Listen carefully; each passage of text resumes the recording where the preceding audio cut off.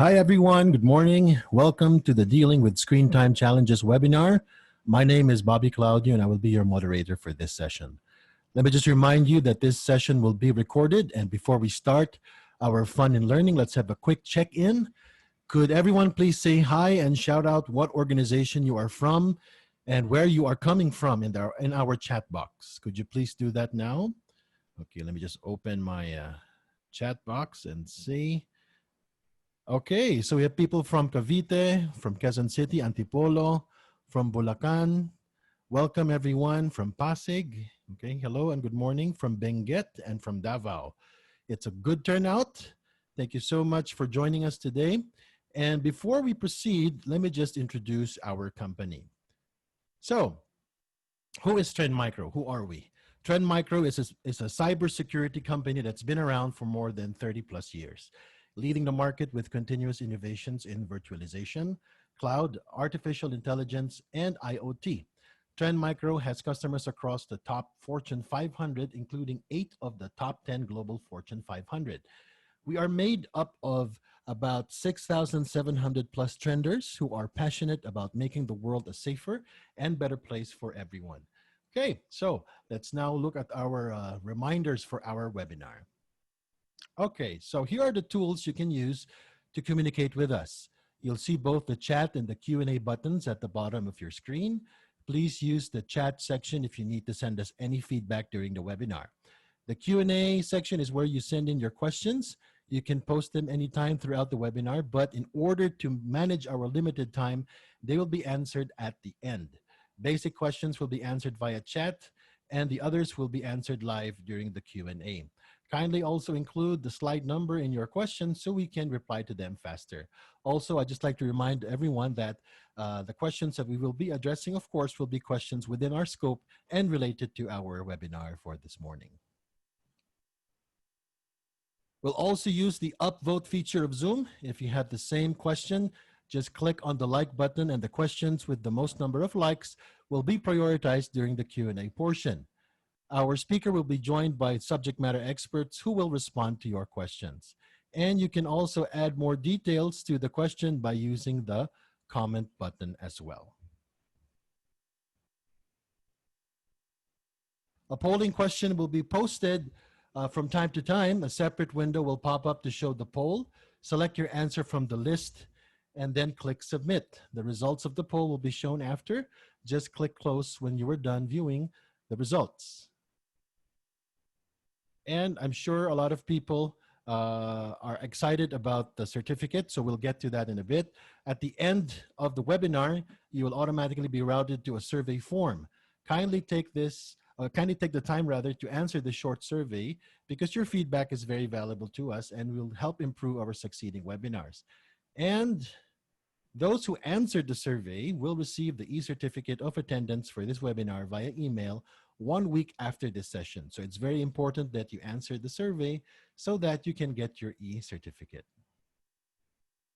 Access to the recordings of this session, key takeaways, and succeeding webinar schedules will be announced in our Facebook pages at Trend Micro Careers Philippines and Click Right PH. That's at Trend Micro Careers Philippines and Click Right PH.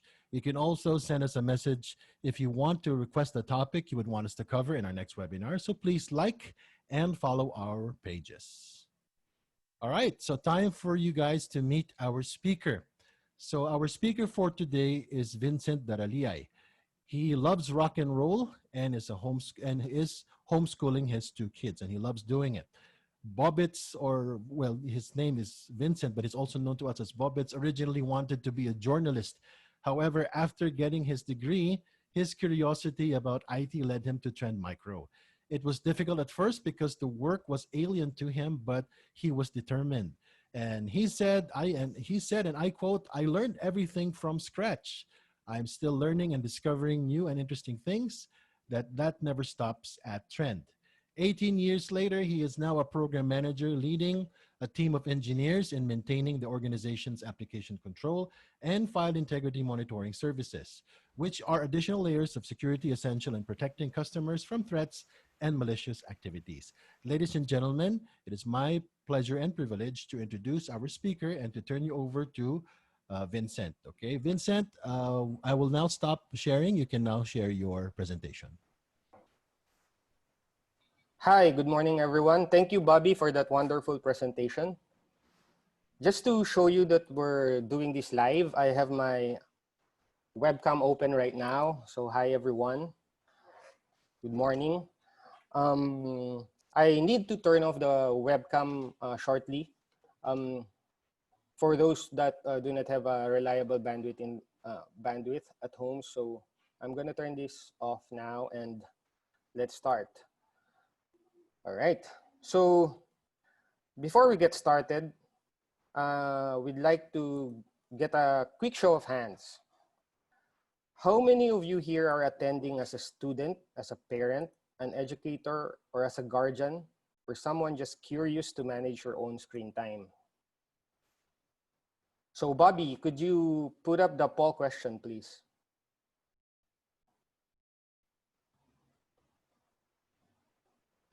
Hello, Bobby. There you go. So guys, you just choose any of the tick boxes, the one that applies most to you. You have 20 seconds to answer the question. So Bobby, you Yes. there? All right. Yes, I'm here. Bobby, if you aren't part of Trend Micro and you'll Mhm. be attending this session, what do you think would be your choice here? I'll be attending as both a parent and an educator. I see. All right.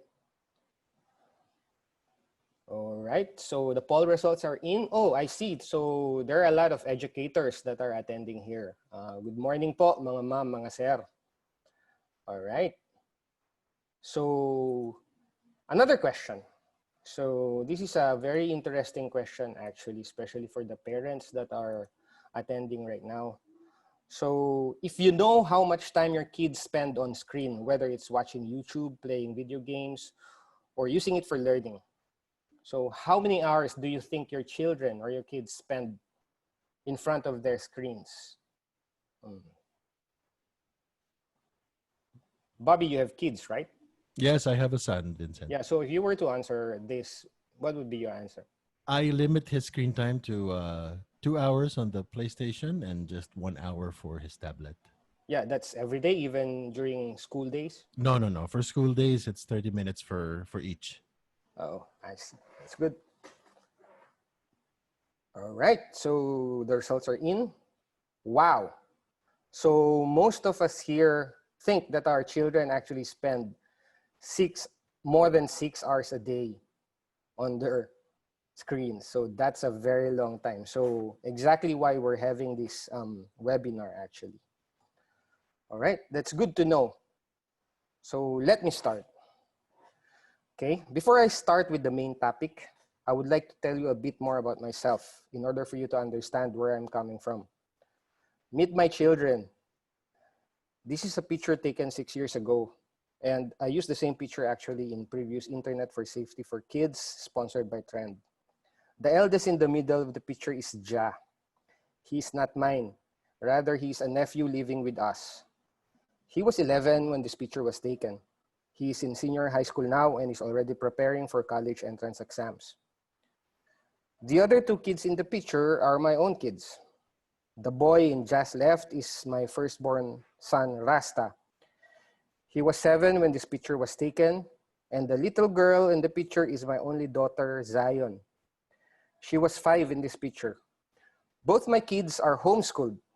Since the start, we made them experience 1 year of regular kindergarten, and then from first grade up until now, they have only been schooled in the comforts of our home. And just like most of you here this morning, spending too much time on gadgets is the most common source of discord inside our home. As you can see, my children grew up with technology all around them. They are part of the generation where the internet is a utility that is needed to do regular things for entertainment, for information, for communication, for education. And since both my kids are homeschooled, we rely heavily on technology for their schoolwork. Prior to this pandemic, the likes of us, those who intentionally homeschooled our children, were considered the minority. I came from a family of educators. my mom, my aunts, and practically almost everybody in my family are teachers. So you can just imagine all the arguments and convincing that they needed to be assured that their grandchildren are being educated well. It took a few personal visits from my mom and discreet evaluations, sometimes done behind our backs, for them to be convinced that, yeah, we are doing all right and that their grandchildren are doing fine. But this pandemic has made us all adjust to the new normal. I hope that everybody here agrees that it is not safe to be sending our children back to school. And thankfully, our education system is forced to adjust into a distance-based schooling, wherein the children will now be somehow homeschooled. So now, with probably much fear and dismay for other parents, everybody will now get to do homeschool at home in one form or another. It is my humble opinion, though, that this is probably the only good thing that has been brought about by this pandemic. It is probably the best decision, whether forced or not, that you will do in your life. Believe me, at the end of the presentation, I will tell you why. And I guarantee you that you will agree with me. Let me get into that later. But first, let me discuss the main topic, which is dealing with screen time challenges. All right. It used to be just the television during our time. But with the advancements in technology, screen time is now defined as the amount of time we spend on any of the digital platforms that we use every day. Television, the computer, video games, smartphones, tablets, and others. With school now delivered remotely via the internet at home, we can expect that our children will be spending more time in front of their screens. But how do we find a balance? This situation actually brings about two challenges. The first one being screen time increases during the pandemic, and the second is additional screen time as we go online learning. This may not be a surprise to you, but since the beginning of COVID, screen time in homes around the globe is at an all-time high. Internet use in the US is now up by 70%.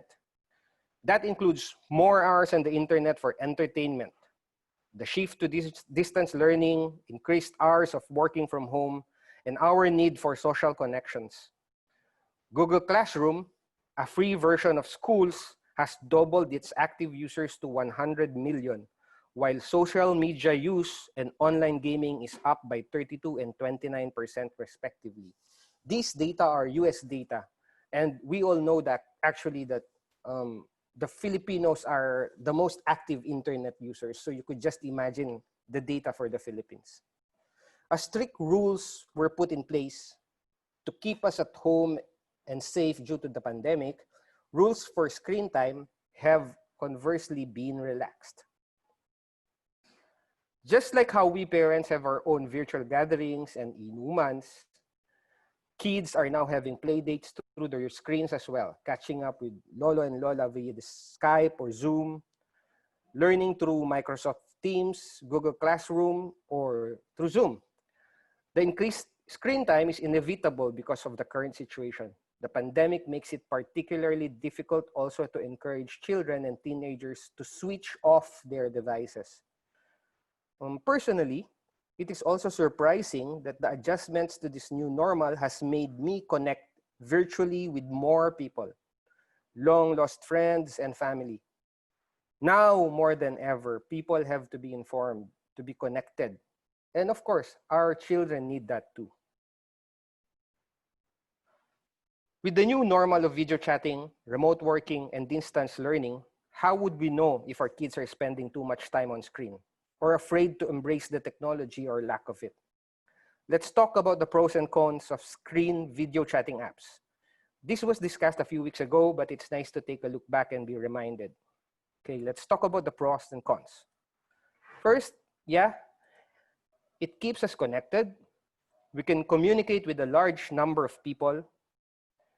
Most of them are pretty easy to use, and we get access to information.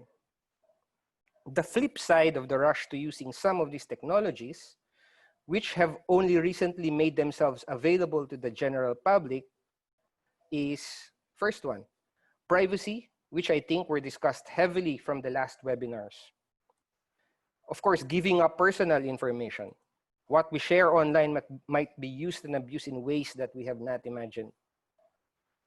Not everything we see online is real. Strangers online, certain video chat apps do not require you to invite people.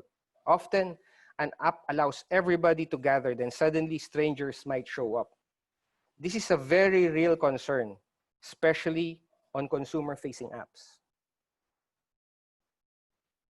So how do we strike a balance between allowing our children to be in front of their screens and asking them to turn off and disconnect?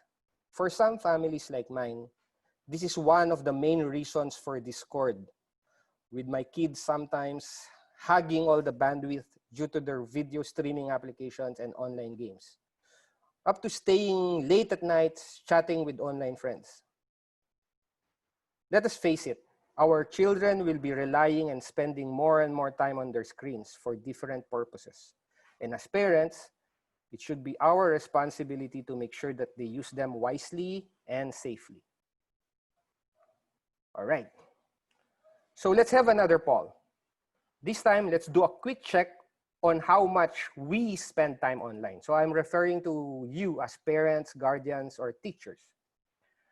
Watching TV, playing games, or whatever, take away the time that you actually use for working. So this is only for the extracurricular activity, the amount of time you spend Facebooking or tweeting or just going through YouTube or your Facebook feeds. Please be honest. Your answers will not be taken against you and it will be kept super confidential. All right, so you have 20 seconds to answer the poll. Bob? Yes. I'm curious, if you were to answer this question, what will be your answer? For estimation, but I'm sure it's a bit more. For my phone, about an hour and a half. And then, but for the PlayStation online gaming, I'll be very honest, I sometimes about 5 or 6 hours straight. For me, if I were to answer this, probably 2 to 6 hours would be my answer. All right, the results are in. Wow. So a lot of people are spending more than 6 hours for non-essential things, for just entertainment. Wow, that's a lot of time. Imagine all the good things that you can do with those 6 hours away from your screens. All right, that's very, very interesting, actually. I think the purpose of this webinar is not just for our children, but also for ourselves. All right, let me proceed. So what can we do to be able to manage our children's screen time? How can this endeavor be less stressful and toxic and not end in an argument or our kids being grounded or us, the parents, just giving in? Let me share with you my own personal experience and style. It's not perfect and guaranteed to work 100%, but it will definitely help and make things less complicated. I would like to share with you my click technique: control, limit, inform, and indulge, and know. These simple concepts will help you be able to manage your children's screen time. So remember the click technique. The first tip is control. It may sound draconian, but unfortunately, there's no other way to call it. We all have to be in control of the digital environment that our kids are exposed to, may it be for school, for entertainment like social media, gaming, and the likes. And taking control means, number one, setting a schedule for extra screen time of your kids. Some parents allow a few minutes per day for their kids to do extra screen time. Some parents do not even allow this during school days, which for me is a bit too strict. Our kids need to be abreast with the latest fads and games and other internet stuff. Otherwise, they could also be too not in the loop with the rest of the internet world.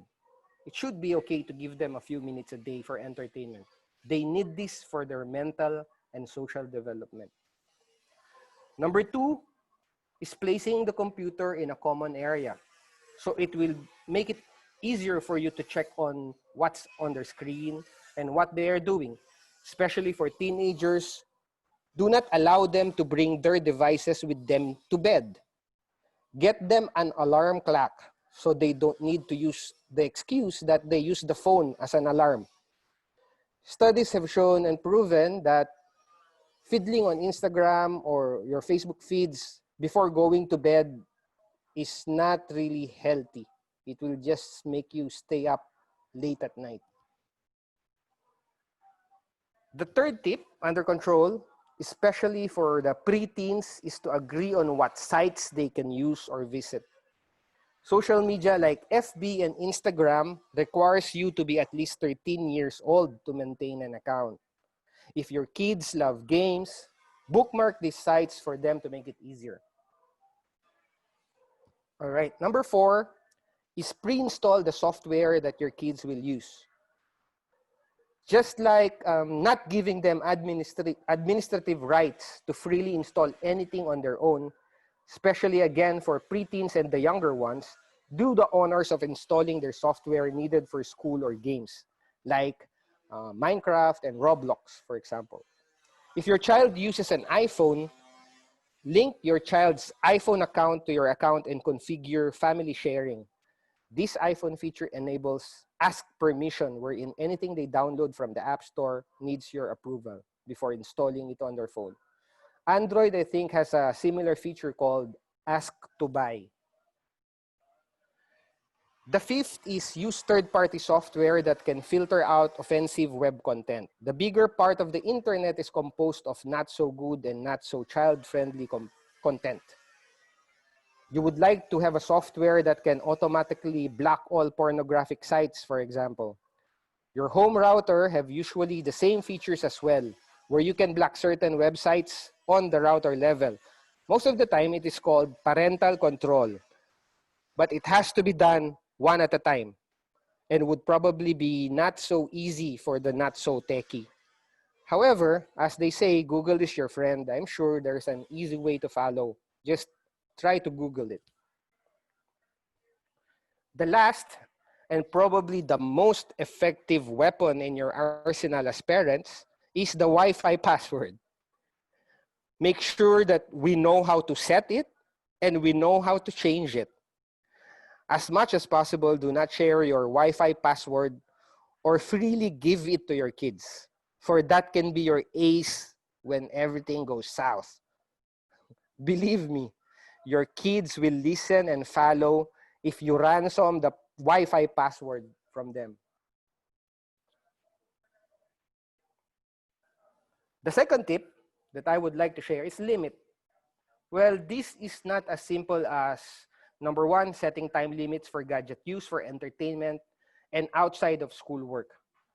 But another dimension of this concept is setting limitations to what your child can do on their devices. This is not only to ensure that they use their gadgets responsibly, but more importantly, minimize the chances of them mistakenly installing an unwanted application or messing up your personal or work files, especially if there is only one computer being used in the house. Likewise, it is also advised to create a separate user account for every person using the computer. Just like what I said earlier, do not give the children admin rights.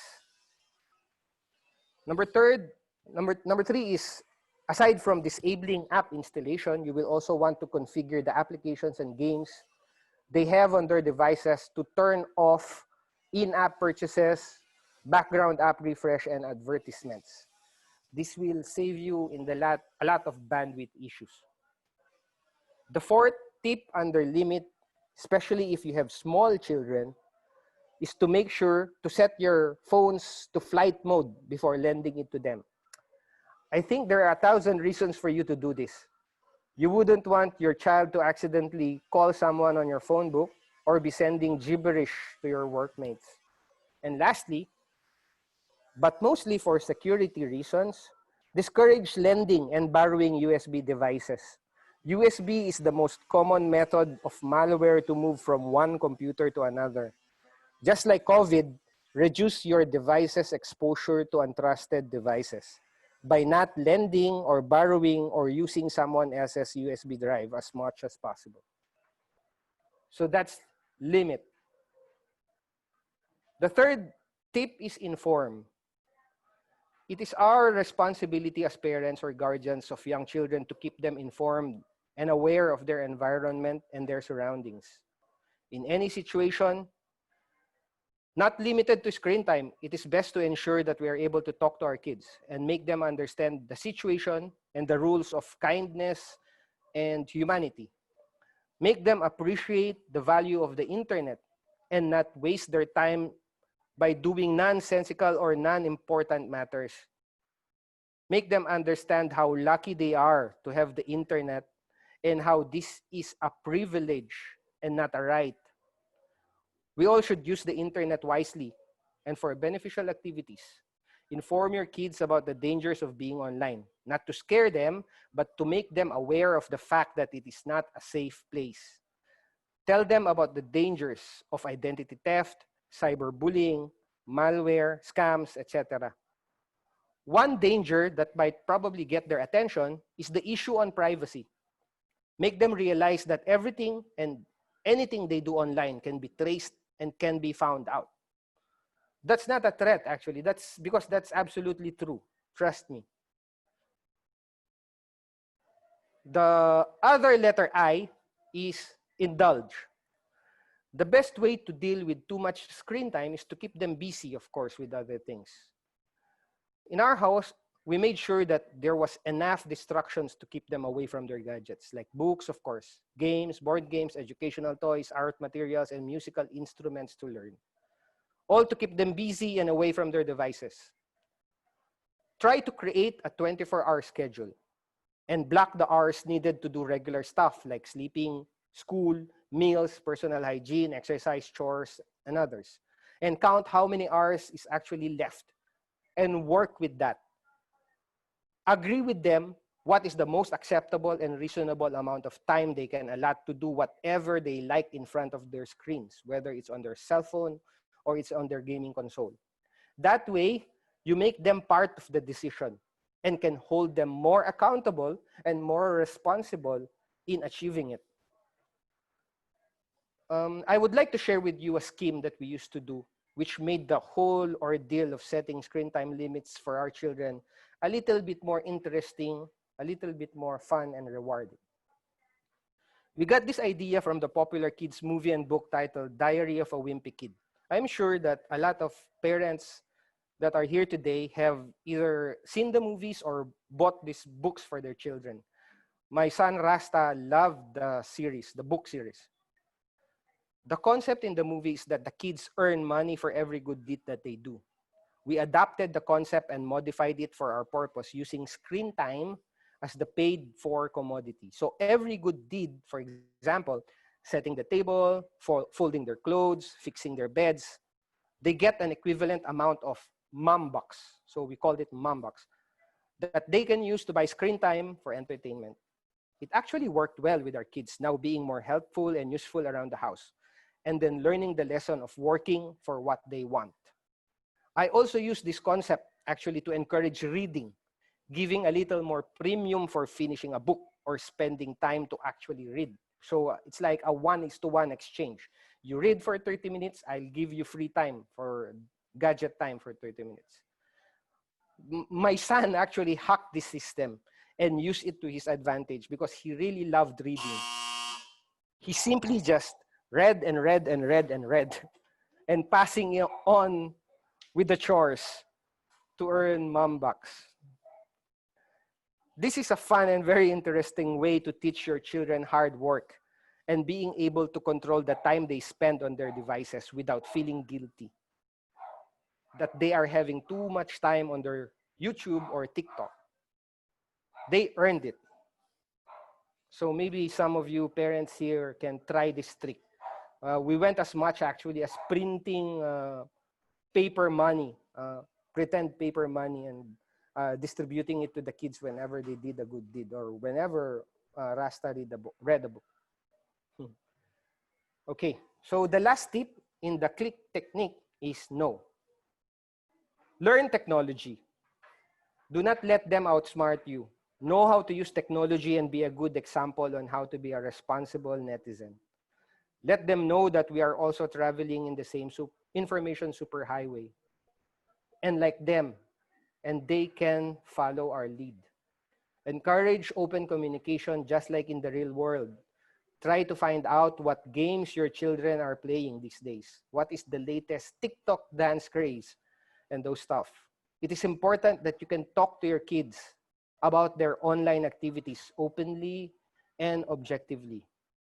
Be your child's friend and contact in social network sites. And check and show interest and like and heart their posts. Check on their friends, their posts and comments, and flag anything that you think is offensive and not appropriate for their age. Make it a habit to read user reviews and comments for applications. They usually give true insights on whether the software you're installing is worth it or not. Follow instructions and follow the rules like Facebook. Like I said, you have to be 13.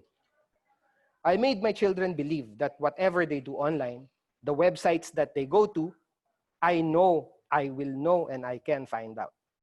I used to demonstrate this to them by checking on the router logs and casually commenting that he or she visited a particular game site or a particular website and probably and hopefully just curiously try to install Tinder on their phones.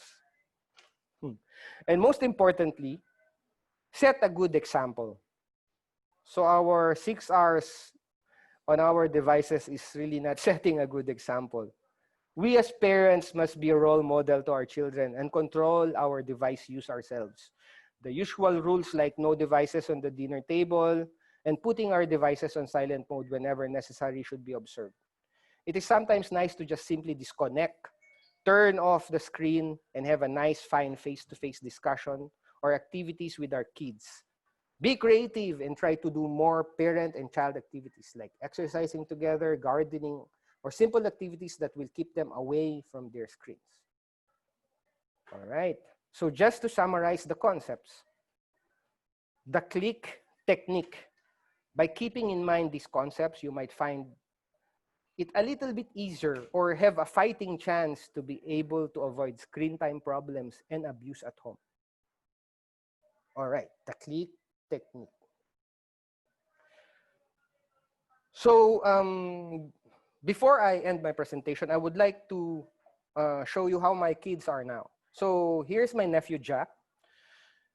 He just recently turned 17 and is now in senior high school. He's now starting to apply for college, although he's still at a loss on what he's going to take. And he's now learning how to drive the motorcycle and the car.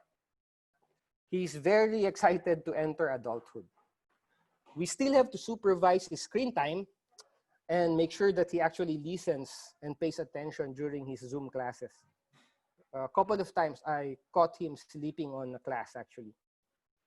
It is still a constant struggle, but somehow it's a little bit manageable.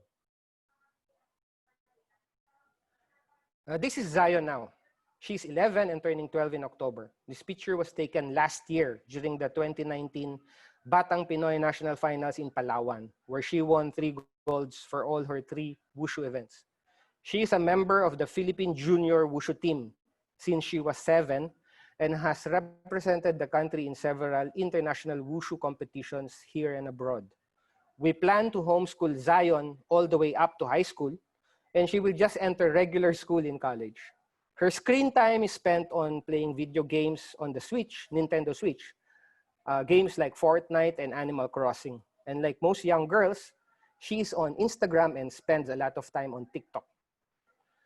We allow her a few hours a day on screen since she is either doing schoolwork or training every day. So a little time for entertainment should still be fine. And this is my son, Rasta.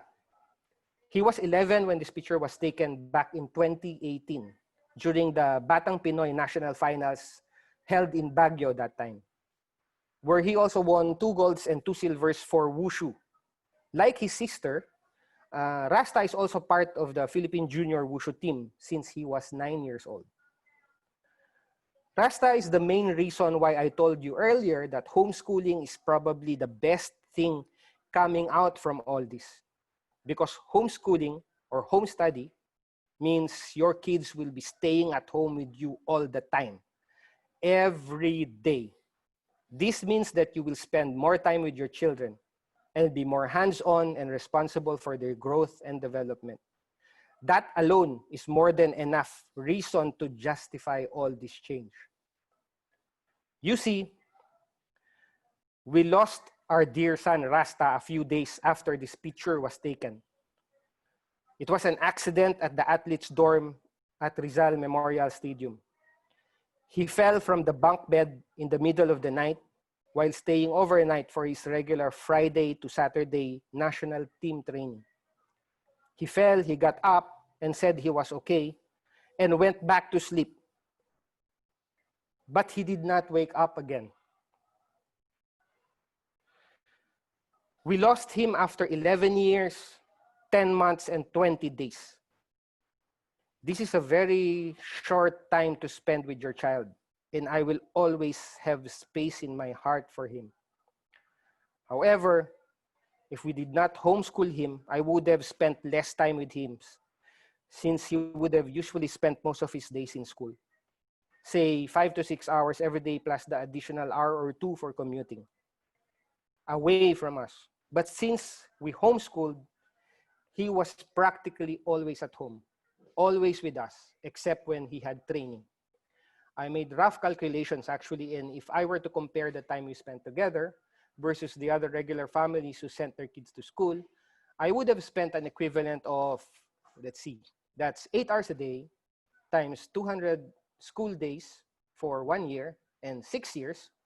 That's a total of 9,600 hours of extra time, which we were able to spend together because we chose to homeschool. And for me, that extra 9,600 hours is more than enough reason to be thankful and happy that at last we all can officially spend more time with our children. Because believe me when I say that you must cherish each and every second with them. My name is Vincent Daraliay from Trend Micro, and I trust that you learned something today. Thank you very much for joining this webinar. And Bobby, I'm now ready to take questions. Okay, thank you very much, Vincent, for that very educational and inspiring webinar. Thank you so much for sharing your experiences as well. So let me just share my screen. All right.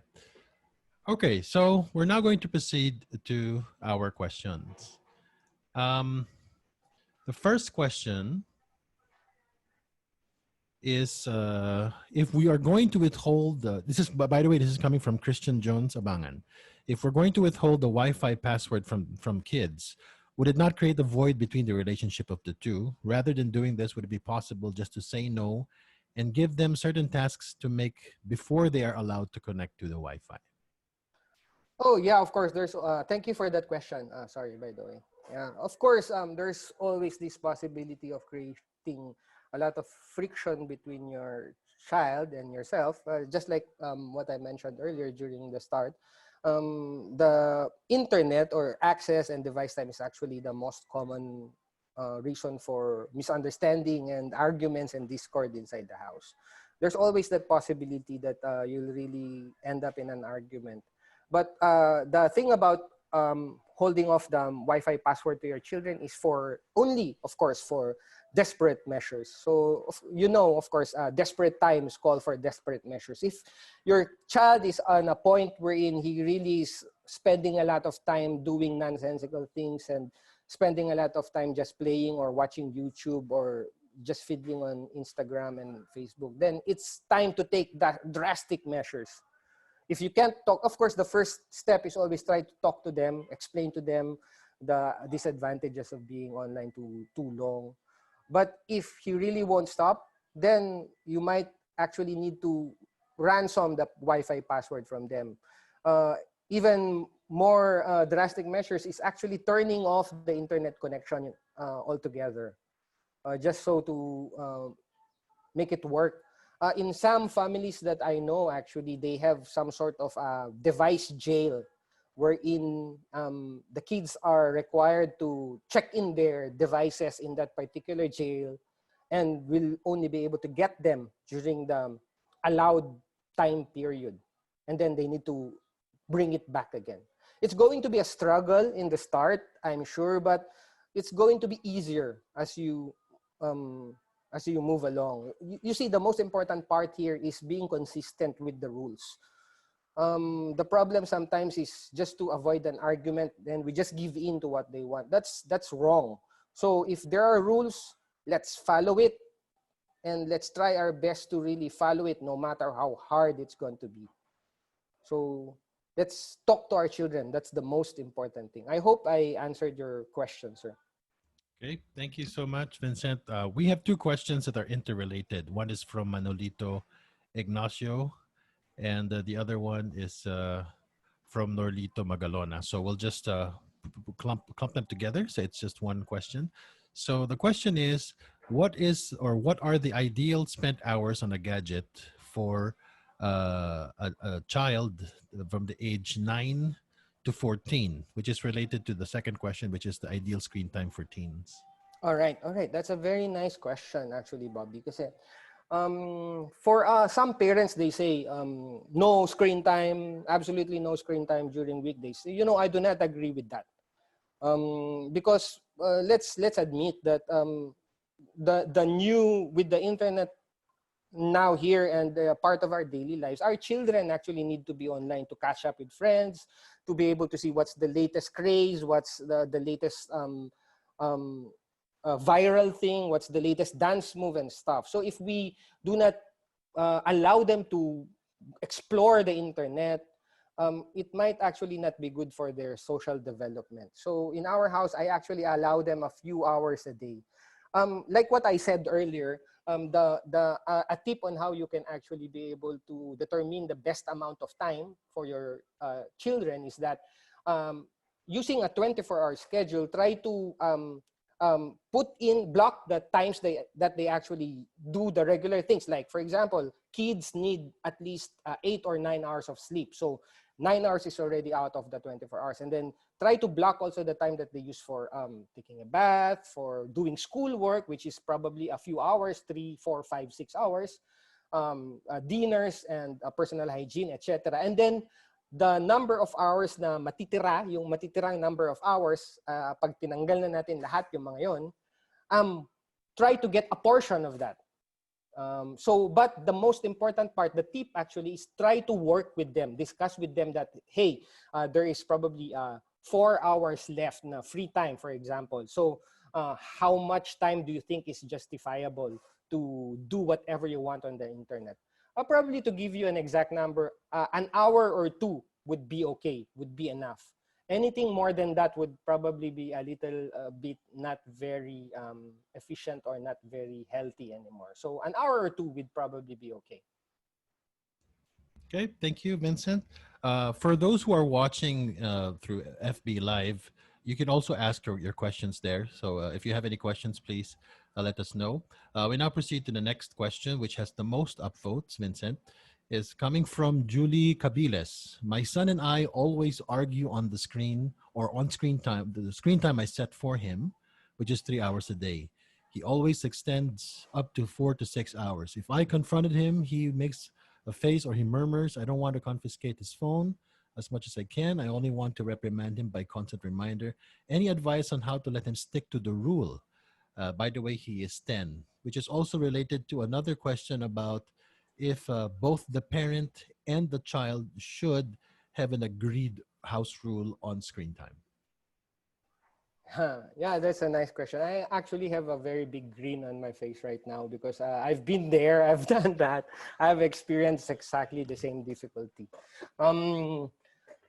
Just like what I said earlier, sometimes it actually is very difficult and it just ends up with either your child feeling bad or you just giving in to what your child wants, but it actually boils down on your what kind of parent are you, or what kind of parenting you want.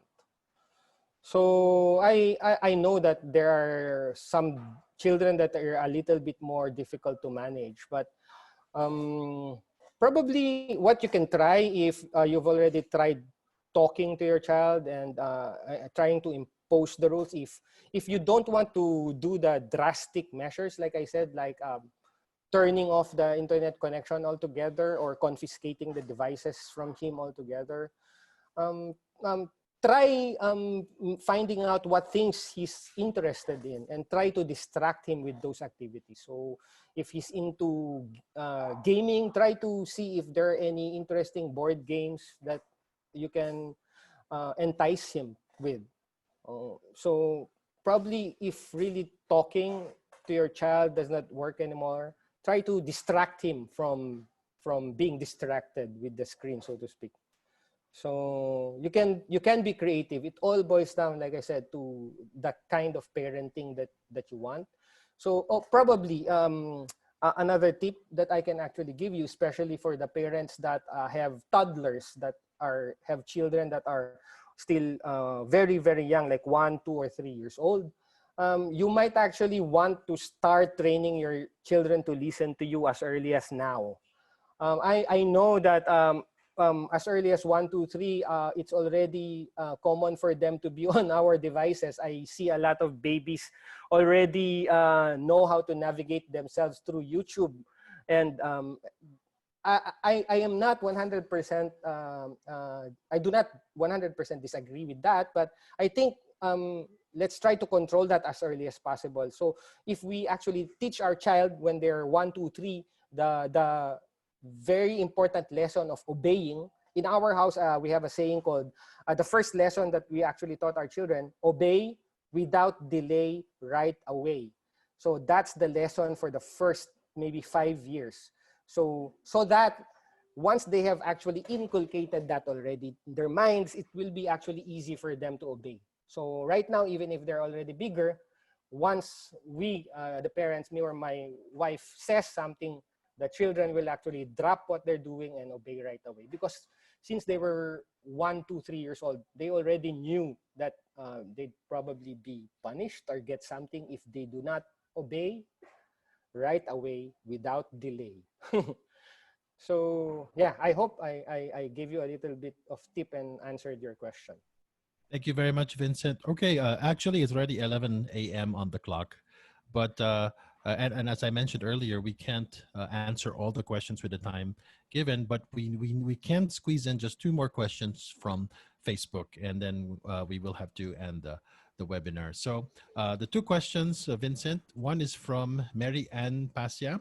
Is there any recommended application which kids can enjoy while learning, the safe ones? She's asking about that.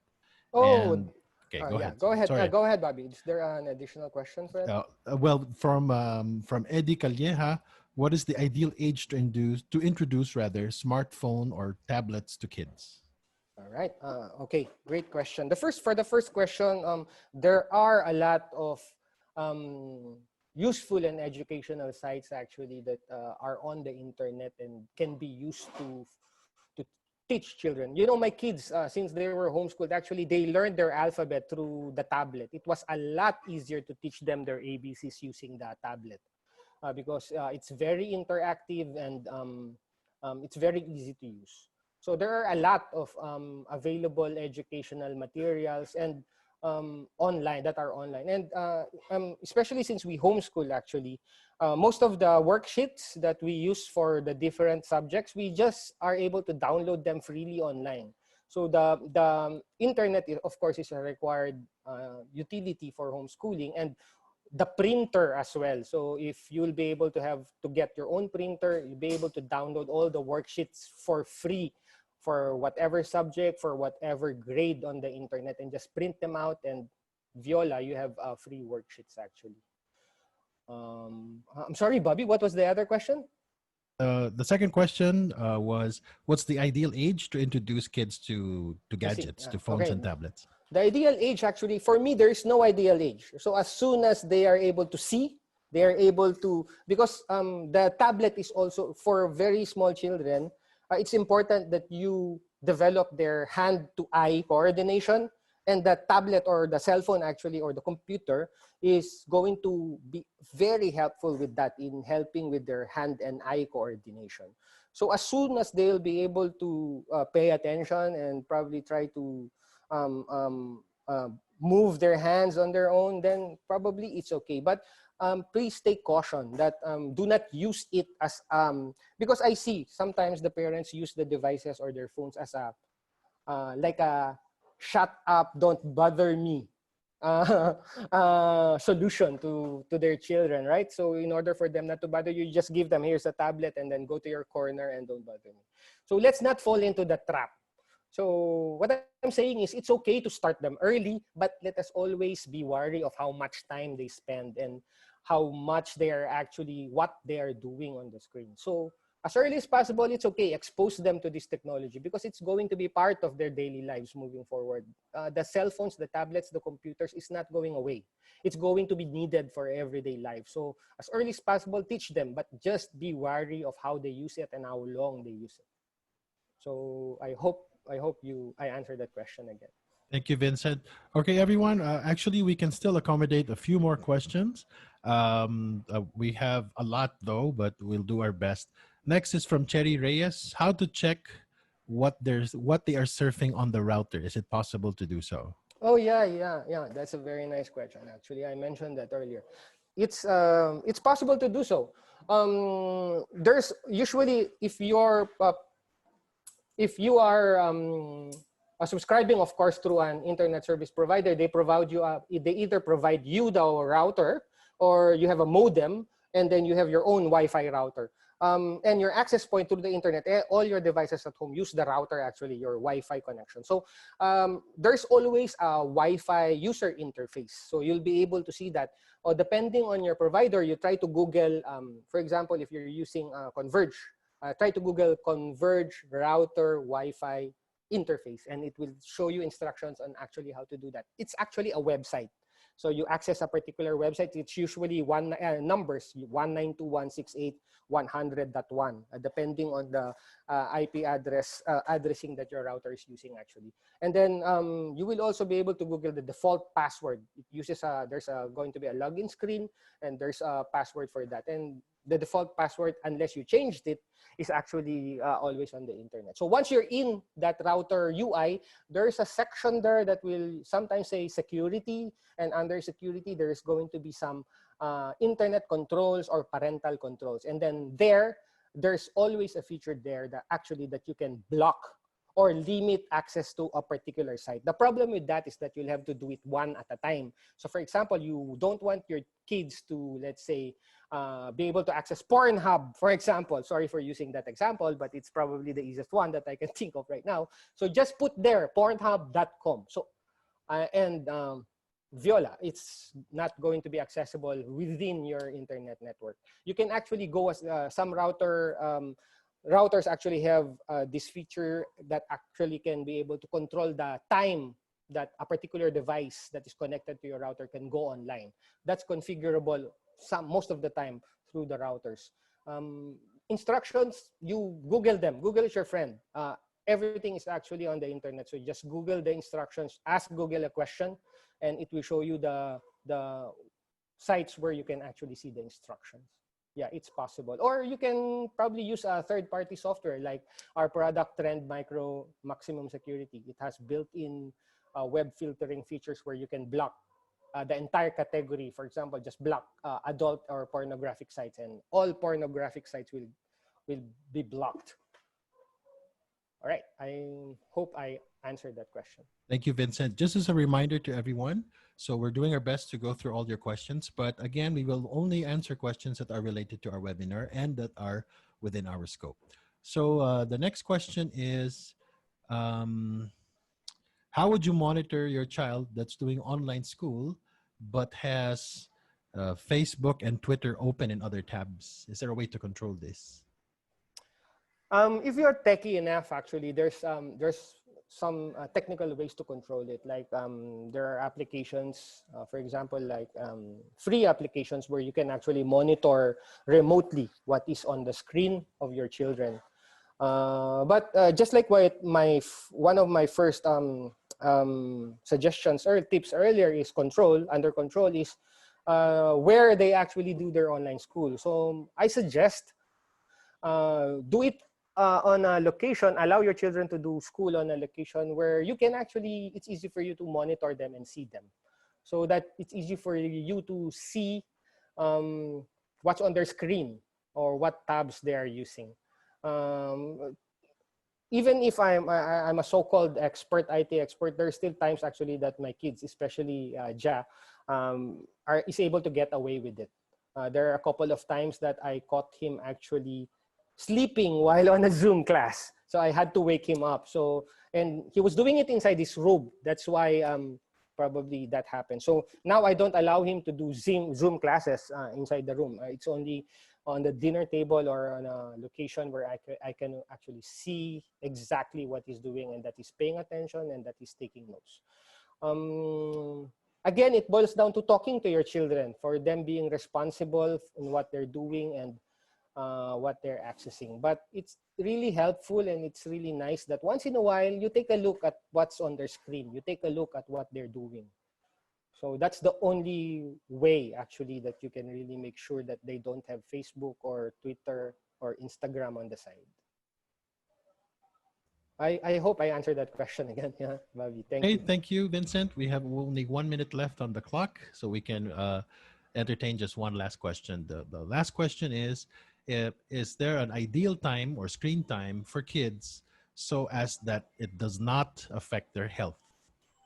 Oh, okay. Nice question. Although it's a little bit similar to the question earlier. Let's say, I think for the little ones, let's say the really young ones up to, let's say, 5 or 6 years old, an hour probably would be the max, or a few minutes beyond an hour would be okay. Because like I mentioned, it's okay actually to expose them as early as possible to technology so that they know how to navigate themselves around technology, because it's going to be part of their lives. So as early as possible, expose them to technology. Make sure that they know how to use the tablet, they know how to use the computer, etc. But monitor them. Don't, as I said, don't use it as a shut up and don't bother me device. Don't fall into the trap. So, and for those children, probably up to, before they start schooling, up to an hour is okay. And for the younger ones, let's say those that are already going to school from kindergarten, I say that probably up to preteens, up to 12 or 13 years old, an hour or two should be okay. 2 hours and a few minutes beyond this should be okay. Just like I mentioned, it's also not okay na completely no devices. That's also not going to be good for them kasi mapag-iiwanan sila ng mundo, ng friends nila. I have a lot of friends actually that does that, and I advise against it, because your kids need to be abreast with what's happening around the world, what's happening outside. Now more than ever, that we know we need to make sure that our kids are informed about everything. So for those preteens, probably an hour or two. For the teenagers, before they turn 18, because, well, at least for me, if they're 18, they're adults, bahala na sila. I will not control them anymore because they're already adults. But for the teenagers, a little bit, let's give a little bit more leeway, because of course you will understand that they're the ones that have more friends, they're the ones that play more games. And so 2 hours, probably 2.5, but my suggestion actually is stop on 3. Anything beyond 3 is already not healthy, not useful, and not helpful. Max is 3. Yeah. So I hope I answered that question. Thank you very much, Vincent. And that's the time that we have, everyone. Thank you so much for joining us today in our webinar. And I'd like to remind everyone that our next webinar topic would be embracing positivity and maintaining emotional well-being during a pandemic, which will be presented by yours truly. This is on August 6, 2020, 10 a.m. to 11 a.m. The link of the August 6 webinar will be posted at Trend Micro Careers Philippines Facebook page. Please take a snapshot of this QR code and it will lead you straight to the survey. And again, if you want to receive your e-certificate, you need to take the survey. Please visit our Facebook pages, Trend Microcareers Philippines, and click right for additional announcements. The key takeaways for this session and access to the recording will also be posted there. Please like and follow these pages to stay updated. So on behalf of Trend Micro, again, my name is Bob Claudio, and for our speaker for today, Vincent Daraliay, thank you for joining us and have a wonderful morning and stay safe, everyone.